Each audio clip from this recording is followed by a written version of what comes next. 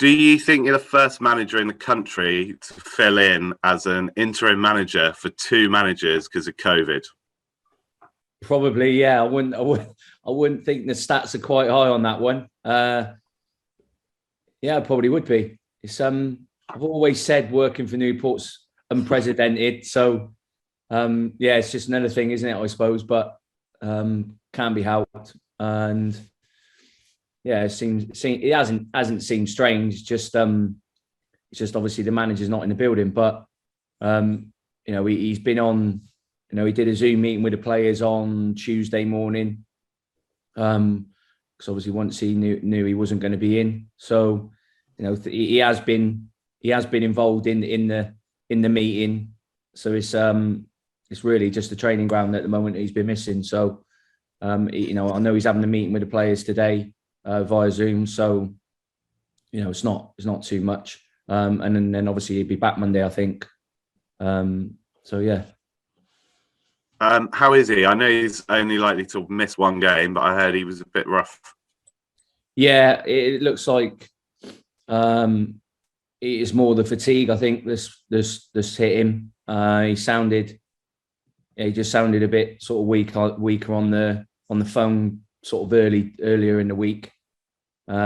He seems a lot better now. So I think it was just more of a sort of 24-hour, 48-hour sort of lapse, and obviously he's been out of rest at home, but he's had the two girls running his Joe as well, and then the two girls. So I think they've been keeping him on his toes. What's the camp been like this week? Because it's been one of the first times in sort of recent weeks, really, where you've been reacting to a bad result rather than a positive one. It hasn't felt like that. Listen, we've I've been here a long time. We've always had a couple of blips. We've always bounced back. We've always been able to put a run together. I felt Saturday was always going to be a really tough game for us. Salford are, I'm not saying a far bigger club, but they got a far bigger budget than us. Doesn't give them a divine right to go and win. I get that, but with the no fans situation, I felt it helped them a lot more, which is disappointing. But we've looked through the goals that we conceded, and I've watched the game back, and listen, I know we lost the game, but goals change games, and Finn's own goal I just still don't know how it's gone in. And when you think about it, they've only really had one chance other than that. So it was just one really hard day. We don't seem to do very well against them anyways. They're one of our like bogey teams, I think. And it was just one of them that we just felt that we, being at home, we'd have a chance to win. But we got to dust ourselves down. We got massive, I believe, a massive sort of 6 weeks, 8 weeks at the club now, where we get fans back in. We've got a lot more home games than anybody else coming up, and I think that's going to be a huge factor for us in the next coming weeks. Hopefully, well, based on what we've reported this morning, it's only going to be the one game, which is obviously tomorrow, that you now play behind closed doors, and that'll be it from the 22nd. Things are going to go back to normal in Wales. That's a massive boost for all the clubs, but for someone like Newport County, obviously, money through the gate is a massive part of your business. So it's huge on a number of scores for Newport. Yeah, I totally agree. Everyone's, we don't lose many at home.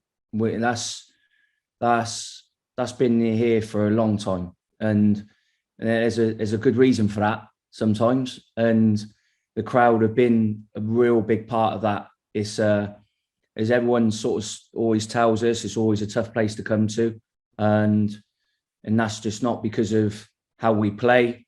It's the whole atmosphere, the whole journey for them, really. So that is something that it was just really noticeable. It wasn't when we played behind closed doors the year before. it was different then.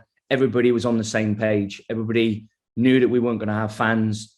The away team knew that. That it was the same for everybody. And then obviously for going to having fans from August, and then all of a sudden to not have any, just seemed a little bit strange and not quite as right as what it felt in that first year that we did it. You got to try and find. I'm not trying to find an excuse, but it was noticeably different. But I'm just glad that that's going to be that. We've only got to go through tomorrow. We want to bounce back tomorrow, most importantly, and give the people at home something to cheer about, and then to look forward to for the amount of home games we've got coming up in February and March. It does make it harder though. Obviously, coming off the back of a defeat, it'd be great to get an early goal, get the crowd behind you, all the cliches I could throw at you, but obviously it's just none of that is possible. You know that the away team know exactly what kind of afternoon they're going to have in terms of the atmosphere and stuff. And I suppose competitively that does disadvantage you. Yeah, when you look at the stats, I think it was the year that there was no fans in. Predominantly the away team was away teams had a far better results overall across the leagues. And then now that's we said at the start of this season, that's kind of disappeared because of the fan base coming back. And yeah, it's just it sort of smelt of that a little bit for us. But look, Salford are a good side. They got some top players, possibly underachieved this season so far, but as you see, they're tough to beat. There aren't many that beat them and turn them over. All we got to do now is just make sure that we got to learn from it. And like you said, if we can just get hopefully an early goal tomorrow, it just settle, sort of any nerves. But we're going to be. We've had a good week. We're going to, we want to come out of the blocks really, and just it's an earlier kick-off as well. So they're adjusting to different times. They've got to travel. We got to start on that front foot really, and whether it doesn't matter about an atmosphere. We just got to try and win the game. That's it. That's the most important thing. The two new faces in the squad this week, both come in from sort of completely different sort of areas of the football world. Talk us through those two. Obviously, one from Coventry and one from the Welsh Prem.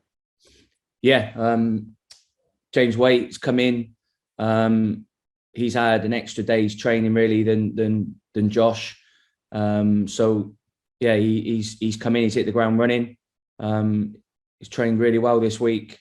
He's in contention for the squad, same as Josh. So I've had the privilege to work with Pasky Gillingham.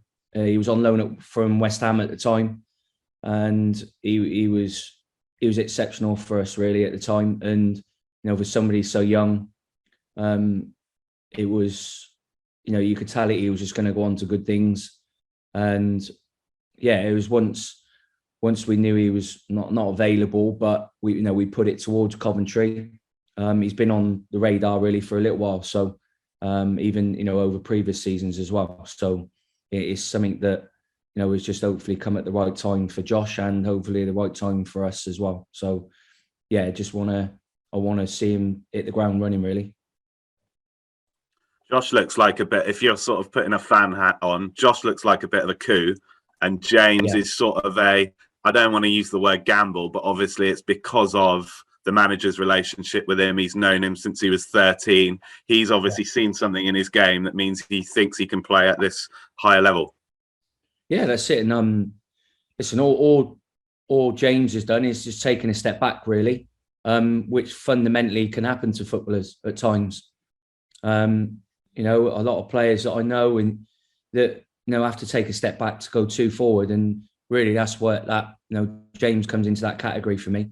He's been at a top club, and and just fell out the system a little bit. So that doesn't mean that it isn't going to work. He's still young. He's energetic. He's got that ball carrying ability, which is not quite rare, but will suit us. and he's had a good season at Pennybont as well. So he can't, he's gone there and done really well. It's not as if he's gone there and not really turned it on. He's gone there, proved that he's better than that level, and he's going to get a good chance with us really. And he's an exciting one really. He says once he gets back into that full-time run of things, bigger, stronger, and settles in, it's going to be hopefully another one that we can sort of move into the first team and hopefully up the leagues. Just one final one from me. It must be incredible for James, because I've just looked at him. He's from Cwmbran, so he's a local lad. He knows what it's like to kind of have that dream and then to lose that dream, if you like. So he must be absolutely buzzing to have this chance at Newport. Yeah, I know he is. He's quite a quiet lad. Whether that's just because he's in the building the first few days. So I'm just looking forward to working with him. Really, he's an exciting prospect. So all credit to him. He's got a good chance. And sometimes that's what football's about. It might take a manager to believe in you, or an assistant manager even. It is one of them. It's he's got a chance again, and hopefully the ball's firmly in his court, and hopefully he takes it. And he's more of a project, I think. But what I've seen of him so far, it'd be more than that. And just a word on Harrogate, Wayne, if you don't mind. What are you expecting from them? I watched them a couple of times last night. They are a very, very hard working team. There's no real. I wouldn't say there's no real structure to it, but they play the league very well. They started really well in the league. Not done so well of late. They've lost. I think they've lost Connor Hall, obviously, the weekend or the last week, but replaced him with Leon Leggs. So, they're just trying to shore up, I think, a little bit. They will play, but then they look to go direct. They're quite physical, so we've got to be able to cope with that first and foremost. And obviously, we drew 2-2 up there at the start of this season. It's always a tough place to go to. A tighter pitch, but hopefully with that, that our surface hopefully suiting us, hopefully we can get that, and get that win. But hopefully I want that performance as well, both sides of it, which is coping with their physicality and then expressing ourselves hopefully when we get the ball down and we play. Lovely, thank you, Wayne. Cheers for your time. Take care. Wayne, I presume is it you, Jim and Jared again? Is that the dream team? Is it? Well, I don't know about the dream team. Yeah, it's me, Jim, Jared. Then we got obviously like the support staff, kit men. We've got Mark O'Brien as well. Don't forget him. Okay, and Kev. Kev as well. So we're growing. And we're growing. Yeah, and you'll certainly be hoping it's more Tranmere than Salford or even Southampton from as interim boss. I don't want to mention. It's not interim. It's not mentioned Salford. Yeah. We're a lot happened that day, and when you look back on it, there was so many things that went wrong in the build up to that. It was frightening, but we've had a couple of instances like that this season that just seems to think it's not going to be your day. Rochdale was another one. Everything sort of went wrong on the way up, and with the COVID and injuries and outside sort of influences as well, which couldn't be controlled. It was, you just kind of just get that feeling sometimes that it's not going to be your day. But hopefully we just got to put it to bed really now. We got to look to go right. We've got to start winning at home. That's the fundamental thing for me. And predominantly over the years, I said before, we've been really good at home, and I hope that starts tomorrow, and then hopefully continues because we get everyone back in the building. But as in the staff, when we're all mucking in, we're all sort of going in the right direction. We want the team to do well, and that's all we can do. That's what we're paid to do. Is James the only COVID absentee this week? Yeah. Yes. But he mentioned it might be too soon. Matty only went out. Yeah, Matt. Yeah, Matt is more return to play. Yeah. So yeah, and we got Harrison Bright, which on the same day as Matty Dolan as well. So yeah, that the gaffer being the only one, which was, I think his was Monday or Sunday. I think I remember now. Yeah.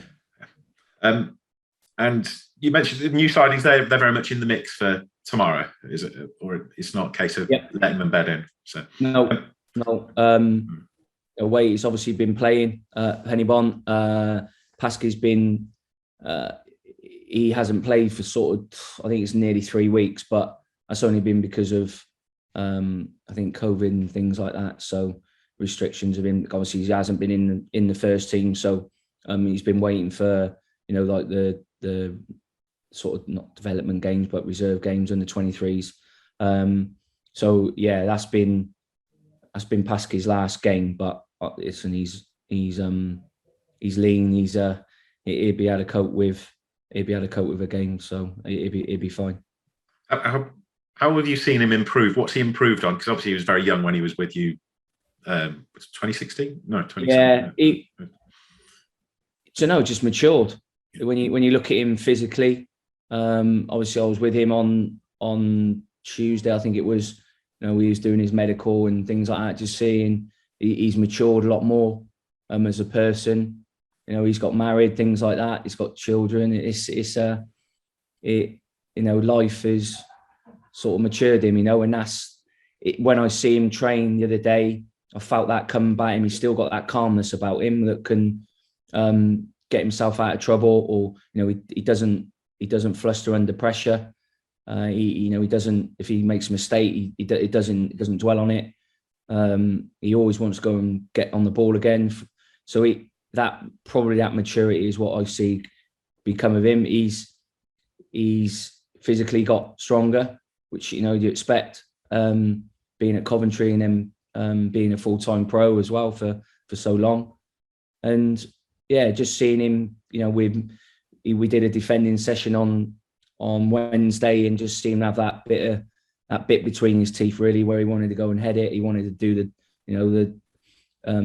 the ugly side of the game, really well, and that was pleasing to see, because I'm not saying he wasn't physical before, but he had to learn very quickly at Gillingham, because it was League One. It's a tough league, and he coped really well. So that's all I can judge it on, and hopefully we've got, like what we said, just like we've got a bit of a, I know we've got a good player, and I just hope he sort of settles in well, and same as Waite, he just settles in and starts well for us. Is he quite Brandon Cooper like in that he likes to play, or how would you describe him as a defender? Yeah, probably not as he's quicker than Brandon, in my opinion. So won't always go as tight as what Brandon would do. Brandon's probably got that little bit more of a, I'll say the slide defensive know-how that you might need every now and again. So Pasky's probably not quite got that, but he's learning that. But he's quick. He can read situations really well. So you can put him in the same. You could put him in the same category, of real familiar traits of what they do. Coops was really good on the ball for us. So will Pasky. So yeah, they've been at 2 clubs that have been going in the right direction, haven't they? And that always helps with confidence, with settling in somewhere. They've not always been up against it. Coops has obviously had that injury. He's got to try and bounce back from that now. But he was brilliant for us, and hopefully Pasky can be as well. You mentioned there are always ding-dong battles with Harrogate, all the ones you've had over the recent times. That game, Flinney mentioned before that he tried to sign Armstrong, and he's the sort of pivotal sort of player for them, isn't he? Yeah, they play to his strengths, which is, I doing my research yesterday. It was, I'm trying to find teams that actually play out from the back against them and things like that. It was like tough to find, and that sort of not just rung a bell with me, as I felt that when I watched back our game against them up there, that's what we did. we resorted to what they wanted. And that was sort of alarming for me. You don't quite see it on the day or on the night, but we knew it was a Friday night game. We had to travel up on the day. We try to do things a bit differently in that respect. But we still got a positive performance. We think, we see it as a point gained away from home, which is always hard. But we've learned from that, and I hopefully, we'll see that tomorrow, that we'll be playing differently against them. But you've got to be recognised that they've got threats, including Armstrong, Thompson. Diamond plays like Jack Diamond plays out wide. They got Muldoon, who's been a good player for them over the years. And they've got, like I said, they've got workhorses, and that's testament to what the club's done. Obviously, coming up from non-league and coping to, in League Two relatively well. So I'm going to be mindful of what their strengths are, but they've got to be mindful of ours as well. Finally, for me, I'm sure you could palm this off saying ask the gaffer, but he's not here. Transfer-wise, already ask the gaffer. Yeah, I've given you the out. That's a schoolboy error by me. But no, he's still beavering away, isn't he? Even though he's homebound, he's him and Darren, I'd imagine. How are things looking in terms of the ins? Yeah, there is a couple in the pipeline. That's pretty much all I can say on it, because we all know that 24 hours is a long time in football, in a transfer world. So yeah, there's a couple on the radar, and then just hopefully we can get them over the line. But they are at early stages, if that makes sense.